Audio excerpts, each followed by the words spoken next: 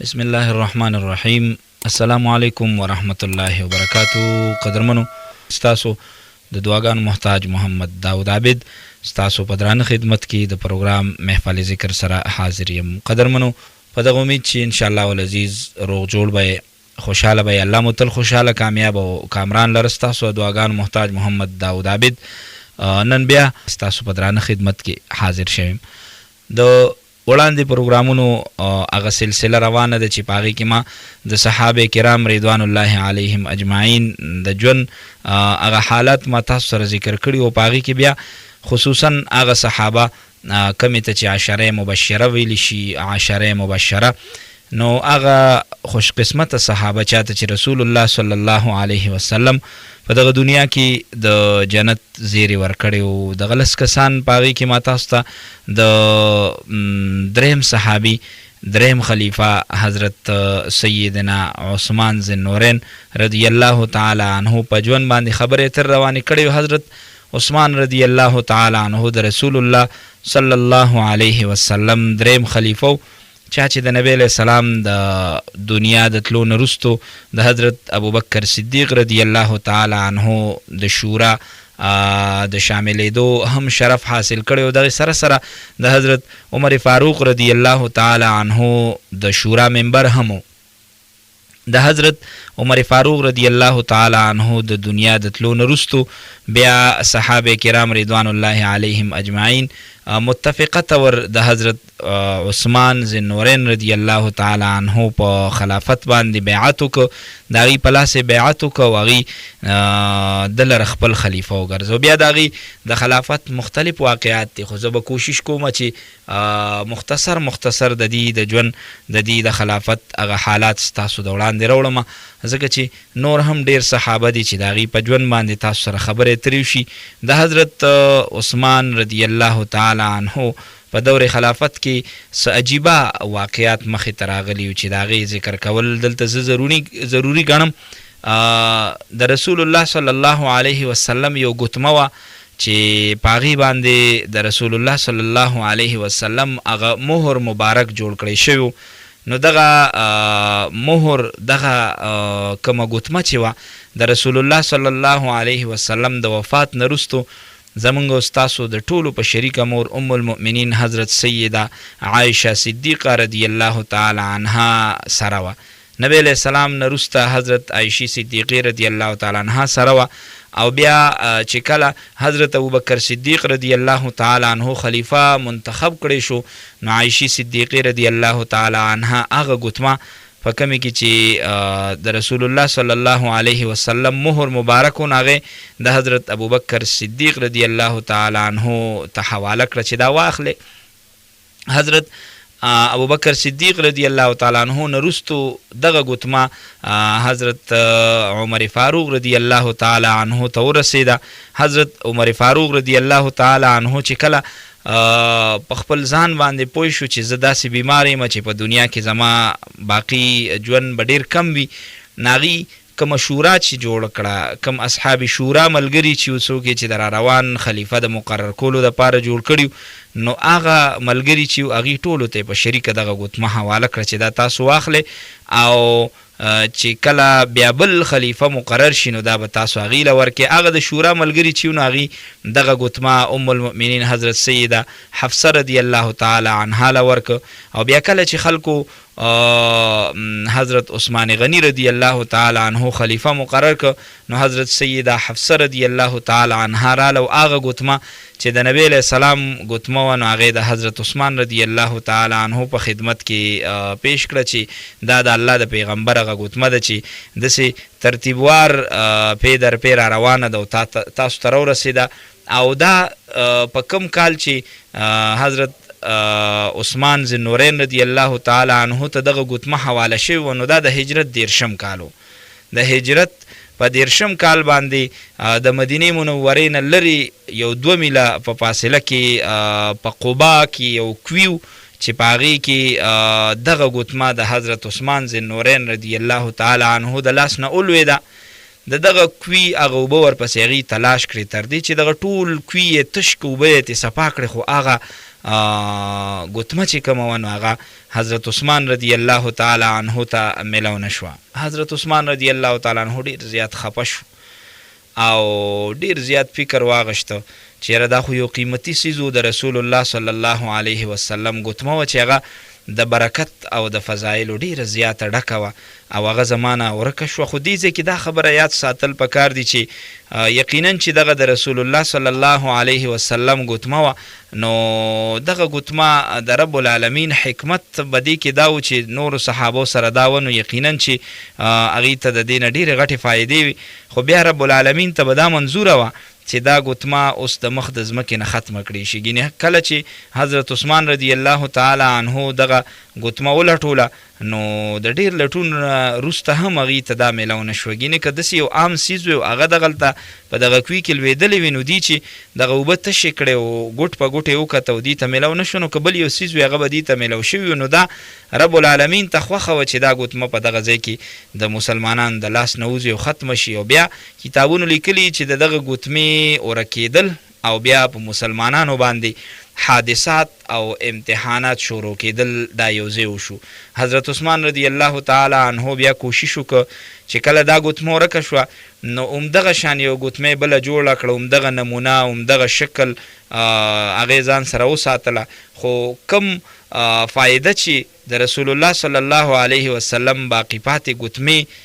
په موجودګۍ کې مسلمانان ته شوي، نو هغه فواید د مسلمانانو نه ختم شو. مسلمانان د حادثاتو د فتنو سره مخ شو. هم په دغه کال باندې کله چې مسجد نبوي کې د مسلمانانو منځګزارو تعداد زیات شو، نو د جمعې په ورځ چې به دا تعداد د عام ورځو نه نور هم زیات و، نو د اذان اواز به ټولو منځګزارو ته نه رسېده. منځګزارو ته به دغه آواز رسولو کې مشکلاتو، نو حضرت سیدنا عثمان غنی رضی الله تعالی عنه چونکې خلیفه و، نو هغې حکم وکړو چې مؤذن دی په یو اوچت ځای باندې ودرېږي او په هغه ځای باندې د خطبې چې کوم اذان دی نو هغه دې ورکوي. او د دغه وخت نه دغه دویم اذان ابتدا هم په دغه حالت کې وشوه. حضرت عثمان رضی الله تعالی عنه د قرآن مجید خدمت هم په خپل دور خلافت کې ډیر زیات کړی دی. حضرت سیدنا حذیفه ابن الیمان رضی الله تعالی عنه چې کله د بصرې او د کوفې او د شام نه راته په لاره کې مدینې منورې ته تشریف راوړو، نو هغه هغلته ولیدل چې یاره د بصرې خلکه چې دي، د کوفې خلکه چې دي، یا دغه شان د شام خلکه چې دي، یا د عراق خلکه چې دي، نو هغې د قرآن مجید جدا جدا قرائاتو سره هغې قرائت کوي. یعنې د عراق خلکه چې دي نو هغې قرآن مجید په یو قرائت باندې وي، د شام خلکه چې دي هغې په دویم قرائت باندې وي. د قرآن مجید د ویلو مختلف قرائتونه دي، نو بعضې مسلمانان په یو قرائت وي، بعضې په بل قرائت وي. نو هغې چې کله مدینې منورې ته تشریف راوړو نو هغې وی چې یاره ما ته خو دا ډېره مناسبه لګي چې دا ټول مسلمانان که په یو قرائت باندې جمع کړي شي نو دا به ډېر زیات ښه وي. یعنې مسلمانان په مختلفو قرائاتو باندې قرآن وی، یو په یو قرائت وی، بل په بل قرائت وی، نو که دا ټول مسلمانان په یو قرائت باندې راجمع شي نو دا به ډېره زیاته ښه وي. نو د دغې تذکره د حضرت عثمان غنی رضی الله تعالی عنه د وړاندې وشوه. نو حضرت عثمان رضی الله تعالی عنه صحابه را جمع کړل، مشوره وکړه، یو اجلاس منعقد که او هغه ټولو سره د حضرت حذیفه ابن الیمان رضی الله تعالی عنه دغه رای مخې ته راوړلې شوه. نو ټولو متفقه طور دغه رای ډېره زیاته خوښه کړه. حضرت عثمان رضی الله تعالی عنه چې وکتل چې ټول ملګري دغه رای خوښوي، ناغي حضرت سیده حفصه رضی الله تعالی عنها خواته یو کس ولیږه، ورته دا وفرمایل چې یاره د قرآن مجید هغه نسخه چې تا سره ده، کومه چې د حضرت ابوبکر صدیق رضی الله تعالی عنه په زمانه کې حضرت سیدنا زید ابن ثابت رضی الله تعالی عنه نورو صحابو را جمع کړې و، مرتب کړې وه، نو هغه نسخه که تا سري هغه مونږ لره ولیږه. نو هغه نسخه چونکې د حضرت ابوبکر صدیق رضی الله تعالی عنه په دور کې مرتب شوی و، نو دا اول ابوبکر صدیق رضی الله تعالی عنه سره وه، بیا د هغې نه وروسته حضرت عمر فاروق رضی الله تعالی عنه سره و، هغې په دې کې تلاوت کو. بیا چې کله حضرت عمر فاروق رضی الله تعالی عنه شهید کړی شو، نو د هغې د شهادت نه وروسته حضرت سیده حفصه رضی الله تعالی عنها دغه نسخه راغشتې و، دا په دغه وخت کې هغې سره موجود وه. نو حضرت عثمان رضی الله تعالی عنه د هغې نه دغه نسخه راوغوښته او د هغې نه څه نور نقلونه وویستل یا څه ترې ولیکل. حضرت عثمان رضی الله تعالی عنه دغه مختلف نورې د هغې چې کومې وتلې شوې نسخې وې هغې باندې کسان مقرر کړل، هغې یوړل او په مختلفو لوی لوی ښارونو کې هغه تقسیم کړل او هغلته یې حکم وکړه د هغه ځای چې کوم مشران ګورنرانو چې یاره تاسو د دې موافق قرآن مجید خلکو ته ښایه، یعنی نور چې څومره قرائات دي، نور چې څومره زاړه نقلونه دي، هغه ټول راوالی او هغه ختم کې او د دین وروسته مسلمانان ټول چې تلاوت کوي نو په دغه یو قرائت باندې باغی تلاوت کوي، نو د هغې د حکم موافق مسلمانان ډیر زیات خوشحالم شو چې یاره ټول مسلمانان په یو قرائت باندې متفق شي او دا عظیمه کارنامه د حضرت ابوبکر صدیق دا حضرت عثمان رضی الله تعالی عنه کړې وه چې ټول مسلمانان په یو قرائت باندې راجمع کړل. د حضرت عثمان رضی الله تعالی عنه دغه دور حکومت یو ډیر یادګار دور حکومت او خو په هغې کې یو سړی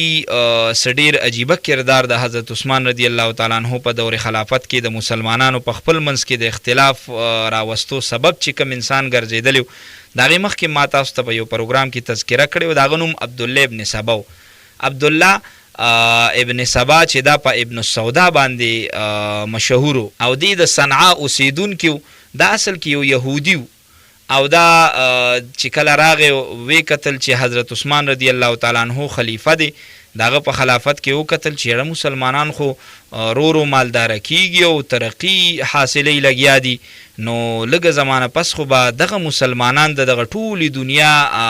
فاتحین وګرځي او یو ډېر لوی قوم به وګرځي. نو دې مدینې منورې ته راغی، په ظاهره خو ځان په مسلمانانو کې شامل که او په مدینه منوره کې ځان یو ډیر ناشنا سړی وګرځو چې ماته د چا توجه نه وي، خو هغه د مدینې منورې په اطرافو کې پاتې شو. د مدینې منورې د مسلمانانو په خپل منځ کې دننه چې کمې کمزورۍ وي هغه ټولې هغه د هغې نه ځان خبر که او لګیا شو د اسلام مخالف تدبیرونه هغه جوړول. او په دغه ورځو کې په بصره کې یو سړی اوسېده چې د هغه نوم حکیم و، نو هغه هم دغه لار اختیار کړې وه چې هغه د مسلمانانو په لښکر کې د یو فوجي په حیث باندې شامل شوی او هغه به داسې کار کو چې هغه به موقع ته کتل او کوم ځای کې به ذمي خلک اوسېدل نو د هغې مالونه به یې لوټ کول. کله کله به یې پکې ځان سره نور ملګري هم شریک کړل او ډاکې یې شروع کړې، ډاکې به یې کولې. نو د ده دغه حالات چې خلکو وکتل دغه خبره حضرت عثمان رضی الله تعالی عنه ته راوړلی شو. په مدینه منوره کې حضرت عثمان غنی رضی الله تعالی عنه چونکې خلیفه و، هغې ته دا خبر راوړلی شو چې یاره جي په اطرافو کې په بصره کې داسې یو سړی د حکیم نامې ده او هغه د ذمیانو مالونو باندې ډاکې اچي، یو کله یوازې یو کله ورسره نور خلک. نو حضرت عثمان غنی رضی الله تعالی عنه د بصرې چې کوم گورنرو هغه ته حکم وکړه، هغه ته خط ولیکه چې دغه حکیم چې دی نو دی په بصره کې دننه نظربند که او دغه شان داسې نظربند که چې دی د ښار د حدودو نه بهر نه وځي. نو دغه گورنر چې کوم نو هغه د حضرت عثمان رضی الله تعالی عنه د دغه خبرې تعمیل وکړي، دغه خبره یې ومنله او په بصره کې یې دغه حکیم دننه ګیر که نظربند یې که. عبدالله ابن سبا ته چې کله دا معلومات شو چې یاره په یو ځای کې یو بل سړی هلته نظربند کړی شوی دی، نو هغه چې دا حالات اورېدل نو هغه د مدینې منورې نه روان شو، بصرې ته ورسېده. کوم حکیم چې و نو د هغه کور ته ځان ورسو، د هغه په کور کې مقیم شو. په دغه ځای کې هغه د حکیم سره خپل تعلقات جوړ کړل او د حکیم په ذریعه داسې د هغه نور تعلقدار ملګري چې و د هغې سره خپل تعلقات جوړ کړه. په ظاهره خو ده ځان د مسلمانانو خیرخوا ګڼه چې یاره زه خیرخوا د مسلمانانو یم، د رسول الله صلی الله علیه وسلم په آل کې ځان ګڼه چې زه د نبی علیه السلام د خاندان یم. په دغه وجه باندې دی د نورو مسلمانانو زړونه هم د ځان طرف ته متوجه کول غوښتل، خو په زړه کې دننه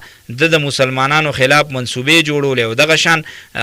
فساد یې جوړو د مسلمانانو په منځ کې، کوشش یې کو چې د مسلمانانو عقاید خراب کی او کله کله به مسلمانانو ته یو عجیبه عقیده بیانوله دا خبره به کوله چې یاره وایي زه په دې خبره تعجب کوم چې مسلمانان خو د دې خبرې قایل دي چې حضرت سیدنا عیسی علیه الصلوات والتسلیمات به دوباره دنیا ته راځي، خو دی دا خبره نه مني چې حضرت محمد صلی الله علیه وسلم به یو ځل دوباره دنیا ته تشریف راوړي. په دې وجه باندې په دې خبرو باندې به د مسلمانانو عقاید ته نقصان رسو، کوشش به کو چیرې د مسلمانانو عقاید چې دی هغه خراب کی. دی به لګیاو او د مسلمانانو په منځ کې به دغه شان مختلف د فتنو خبرې ریستي مسلمانان به په اختلافاتو کې اچول.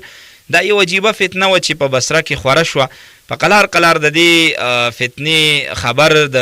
بصرې چې کوم گورنرو حضرت سیدنا عبدالله ابن عامر رضی الله تعالی عنه هغه ته دا خبره معلومه شوه، نو هغه عبدالله ابن سبا راوغوښته تپوس یې ته وکړه چې ته څوک یې، د کوم ځای نه راغلی، دلته څه له راغلی؟ عبدالله ابن سبا ورته وایي چې یره جی زما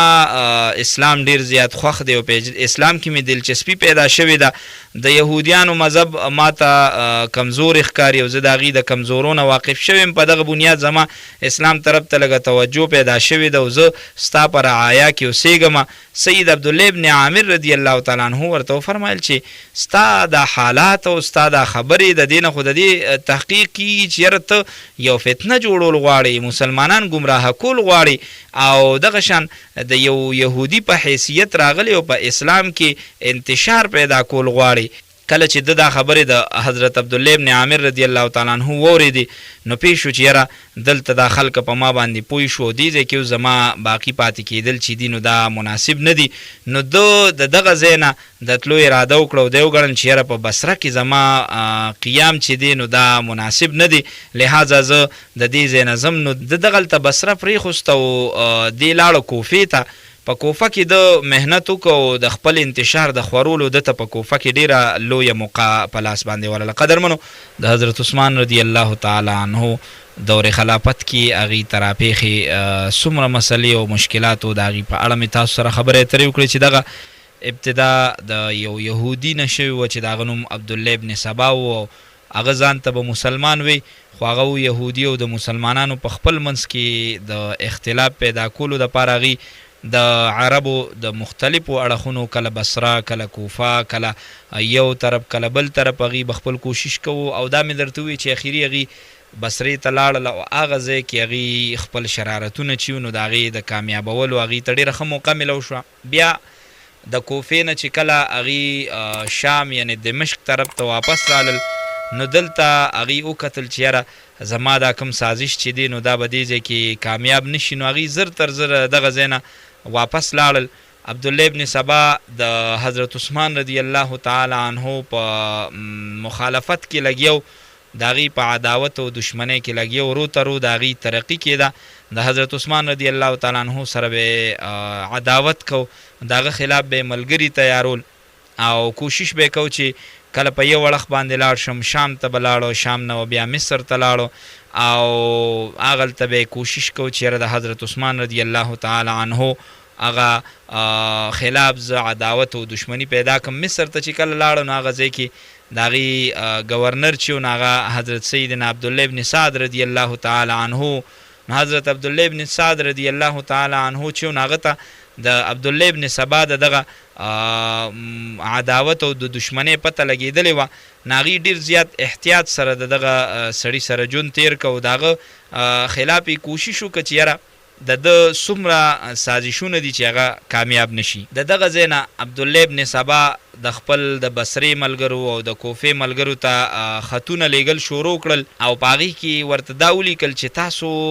د خپلې علاقې یعنې د مصر، کوفې او د بصرې د دې چې څومره عاملان دي ګورنران دي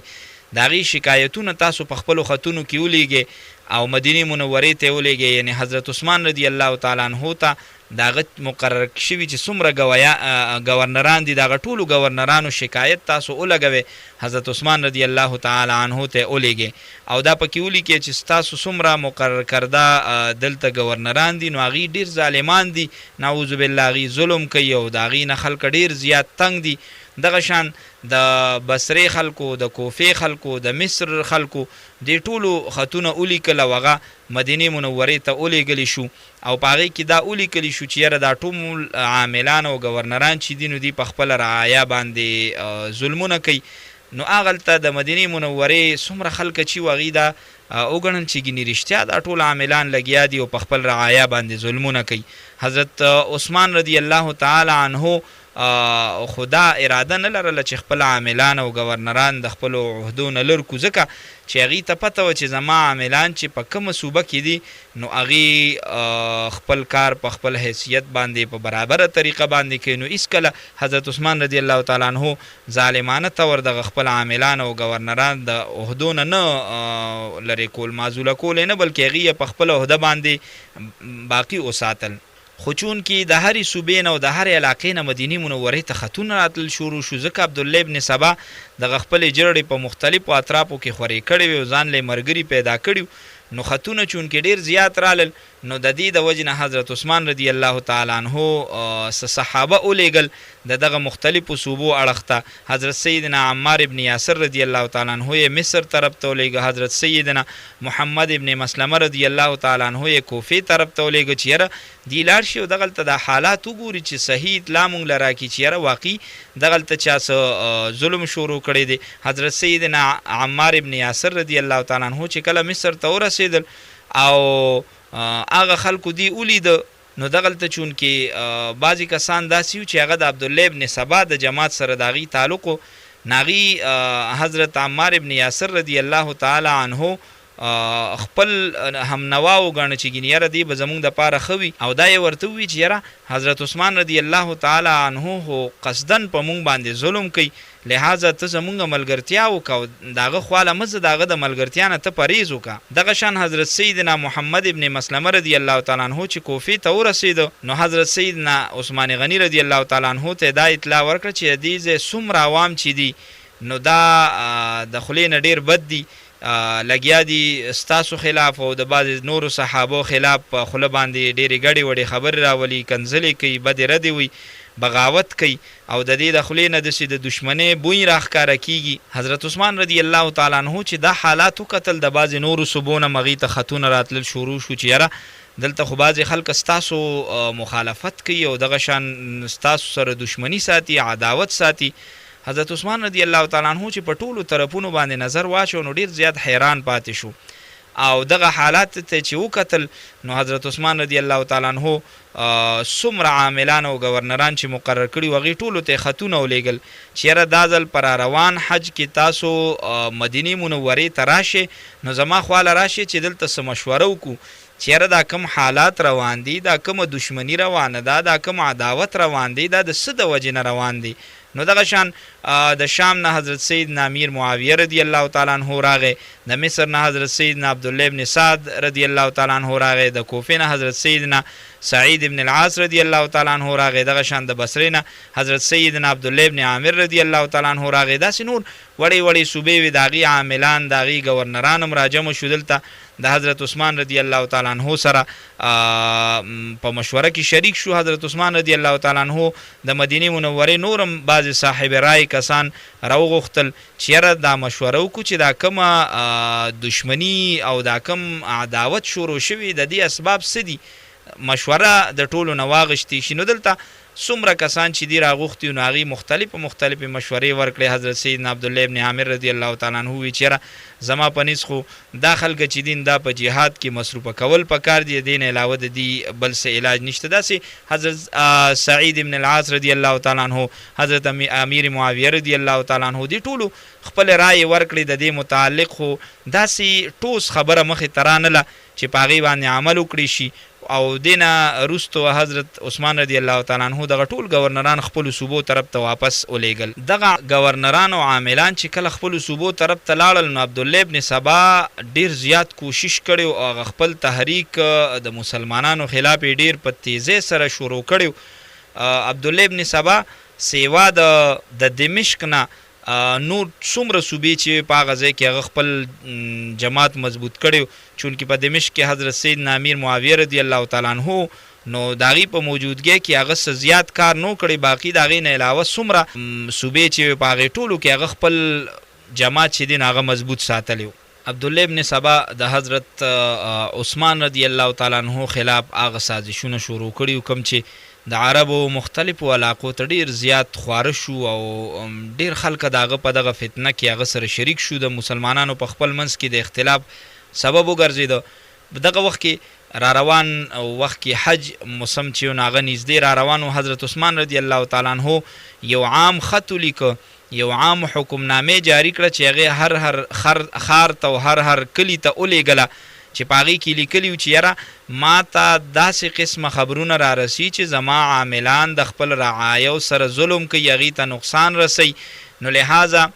زه خپل ټول عاملان چې دي نو د هغې ته هم دا حکم جاری کوم چې را روان حج له تاسو ټول راشي او په حج کې شریک شي. او د دې نه علاوه عامو خلکو ته زما د طرف نه دغه یو درخواست دی چې تاسو هم دغه حج ته راشئ او په دې حج کې شریک شئ. په هغې کې بس تاسو عاملان مي کم سړي ته چې زما د کم عامل او زما د کم ګورنر د وجې نه شکایت وي، د حج په موقع به هغه راشي، دغه خپل شکایت به وړاندې کیدي، او که زما نه د چا څه شکایت نو یقینا چې د هغې جواب به هم زه ورکم. یو حکم یې راواغشت، هغې خپل ګورنرانو ته هر یو ته ولیږه چې را روان حج کې به تاسو شریک شئ. نو حضرت سیدنا عبدالله ابن سعد رضی الله تعالی عنه د مصر نه راغی، حضرت سیدنا معاویه ابن ابي سفیان رضی الله تعالی عنه د شام نه راغی، حضرت سیدنا عبدالله ابن عامر رضی الله تعالی عنه دغه شان څومره عاملان چې هغه مقرر کړي نو هغه ټول د حج په موقع باندې راجمع شو. عبدالله ابن سبا چې دغه تجویز کتلی چې حضرت عثمان رضی الله تعالی عنه خو عوامو ته داسې یو کولو لاس باندې اختیار ورکړی چې تاسو راشئ او سس تاسو اعتراضات نو هغه زموږ د وړاندې مخې ته راوړئ. ناغه د هرې صوبې نه څومره کسان چې د ملګري و هغه ټولې راوغوښتل او مدینه منوره کې راجمع کړل. د حج په ورځو کې کله چې حضرت عثمان رضی الله تعالی عنه اعلان وکړ چې یاره حج ختم شو نو لحاظه څومره عاملان او ګورنران چې دي نو هغې موجود پاتې شي، او په عوامو کې څومره خلکه چې د هغې شکایتونه دي نو هغې د موجود پاتې شي. نور خلکه که هغې په خپله خوښه ځي هم هغې ته اختیار دی، او که هغې پاتې کېږي نو هم هغې ته اختیار دی. د حضرت عثمان رضی الله تعالی عنه په مجلس کې چې څومره خلک موجود وو هغې کېناستل. اول خو یې د دغه فتنې د ختمېدو په اړه یو مشوره وکړه، ډېرې خبرې وشوې، اوږدې خبرې اترې شوې. حضرت عثمان رضی الله تعالی عنه ټول ځان طرف ته مخاطب کړل او ارشاد یې ورته وفرمایه چې دا فتنه خو خامخا خورېدو واله ده او د دې دروازه نږدې ده چې کولو شي او دا فتنه به په دې ټول عرب باندې خوره شي، خو ګورې زه نه غواړم چې دا فتنه زما د وجې خوره شي او د دې فتنې د دروازې د کولاوېدو الزام په ما باندې ولګي. رب العالمین زما نه ښه خبر دی چې زه د دغه خلکو د بهترۍ او د بلایۍ نه علاوه د بل هیڅ یو څیز سوچ نه کوم. د دې نه وروسته حضرت عثمان رضی الله تعالی عنه خاموشه شو او د حج نه فارغه شوي څومره کسان چې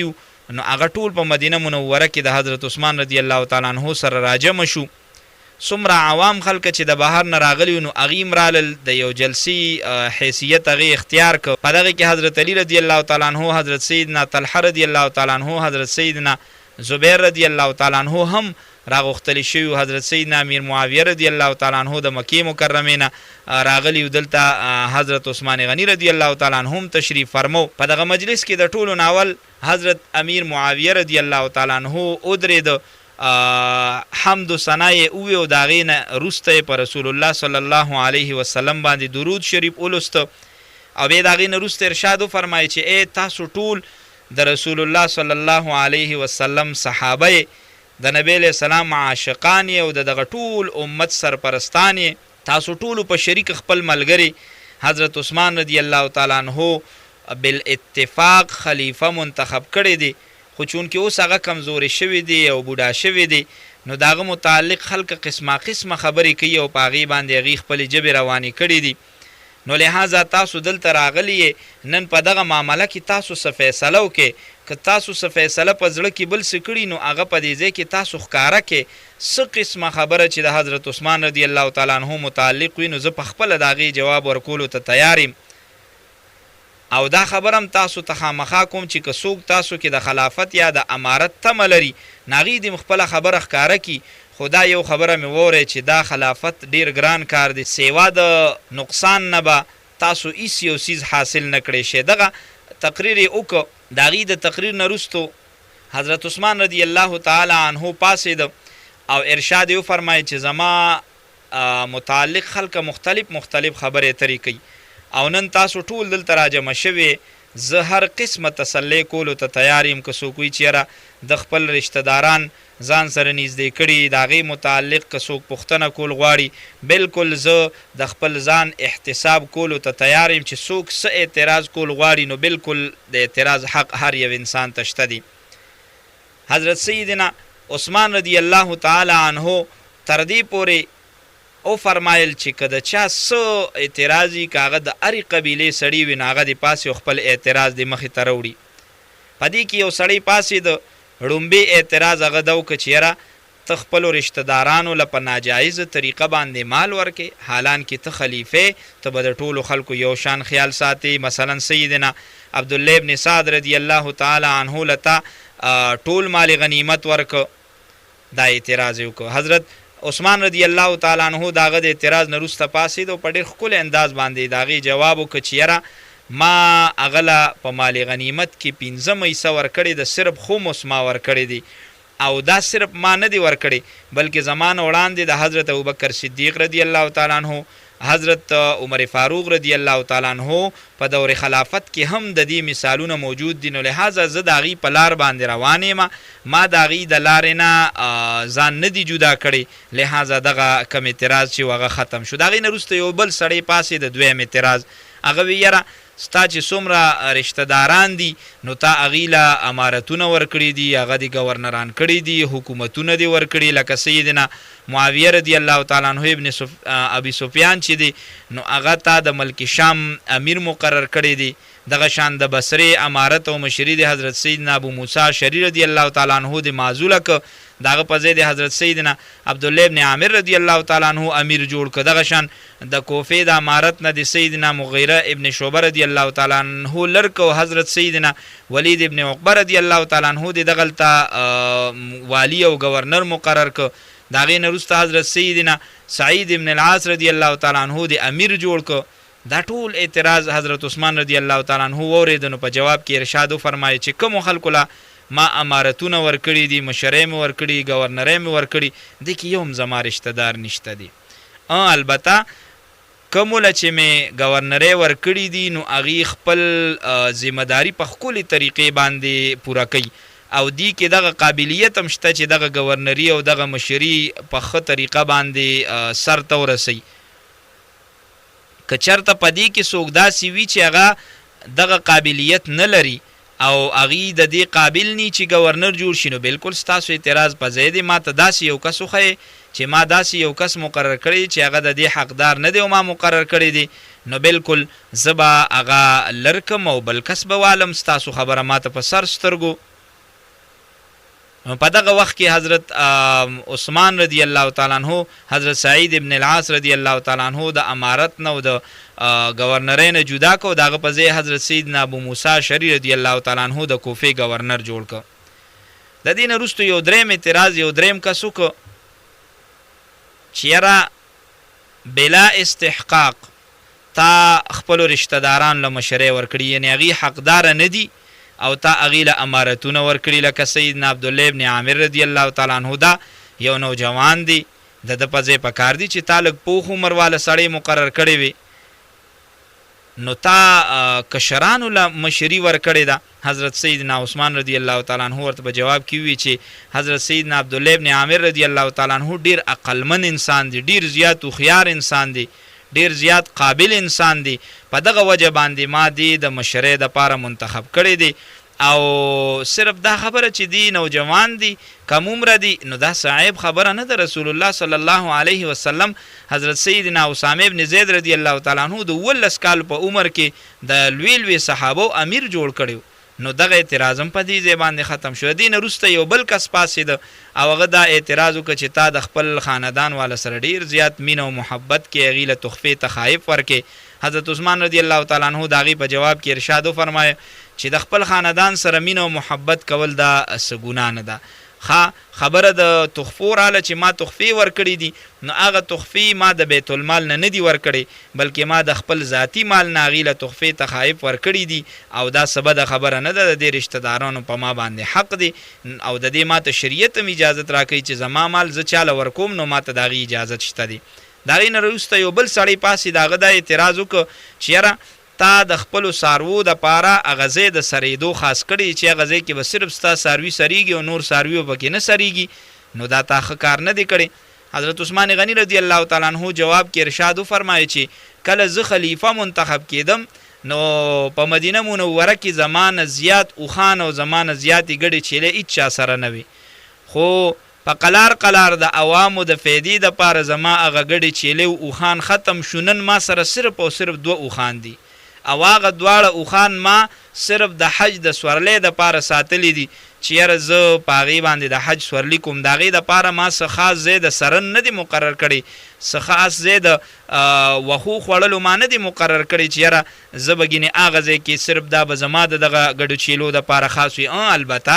د بیت المال چې څومره اوښان دي هغه د دغه ټولو عوامو دي، د هغې دپاره مې د سرن یو بیل ځای مقرر کړی دی چې دا د دې ټولو خلکو په شریکه مال دی، نو لحاظه په دغې کې په ما باندې څه اعتراض نشي راتلی. غرض دا چې داسې قسمه مختلف اعتراضات وشو د کومې چې حضرت عثمان غني رضی الله تعالی عنه د یو سوال جواب کافي او شافي طریقې سره ورکه. دغه جلسه چې و دغه ختمه شوه، خلک ډیر په خاموشۍ باندې پاسېدل او واپس لاړل. په دغه وخت کې حضرت سیدنا عمرو بن العاص رضی الله تعالی عنه حضرت سیدنا عثمان غني رضی الله تعالی عنه طرف ته متوجه شو، ورته عرض وکړه چې امیر المؤمنین ته د خلکو سره ډیره زیاته نرمي کې، خلک لګیا دي د اسلام خلاف بغاوت کوي، خلک لګیا دي مسلمانانو په منځ کې اختلافات پیدا کوي. د حضرت عمر فاروق رضی الله تعالی عنه دا طریقه نه وه، هغه نه به په سلګو میله لرې ګورنران چې دي نو هغې به تیارېدل او ډیره یره به یې تې کوله، د هغې د میلاوېدو نه به یې ډیره یره کوله، او تاسو دومره زیاته نرمي کوئ چې تاسو وینئ د اسلام خلاف خلک فساد کوي، تاسو د دغه خلکو خلاف جهاد ولې نه کوئ؟ دا خلک تاسو قتلوئ ولې نه چې دی اسلام مخالف روتی دی، د اسلام مخالفت کوي، په مسلمانانو کې انتشار پیدا کوي. حضرت عثمان رضی الله تعالی عنه د حضرت عمرو بن العاص رضی الله تعالی عنه دا خبره واورېده او خاموشه پاتې شو، هېڅ یې ونه. محترمو، د صحابه کرام رضوان الله علیهم اجمعین دغه ژوند دا ډیر د مشکلاتو ژوند تیر شوی، د اسلام خلاف ډیرو خلکو یو قسم مخالفت کړي دي او سازشي کړي دي، صحابو د خپل ځان پروا نه ده کړې، د اسلام د سربلندۍ دپاره د خپل ځان قربانۍ ورکړي دي. د صحابو ژوند ټول د مصایبو نه ډک ژوند و. موږ ته هم دا یو سبق راکوي چې د اسلام په لاره کې انسان ته که څه قسمه تکلیف مصیبت میلاویږي، پکار ده چې هر مسلمان هغه ښه په خوشحالۍ باندې تیر کړي، یقینا دا به د دنیا او د آخرت د کامیابۍ سبب وګرځي. محترمو، وخت د پروګرام را سره پای ته رسي. د حضرت عثمان رضی الله تعالی عنه په ژوند باندې باقي پاتې خبرې به انشاءالله العزیز کوشش کوم چې په بل را روان پروګرام کې تاسو سره راټولې کړم. چونکې وخت د پروګرام را سره پای ته رسي، انشاءالله العزیز د آواز په لار دغه ملاقات به تاسو سره په یو بل پروګرام کې کیږي. تر هغه پروګرامه ستاسو د دعاګانو محتاج محمد داود عابد تاسو نه په دغه کلماتو اخلم اجازت چې الله مو تل خوشحاله، کامیاب او کامران لره. د لوی الله په امان.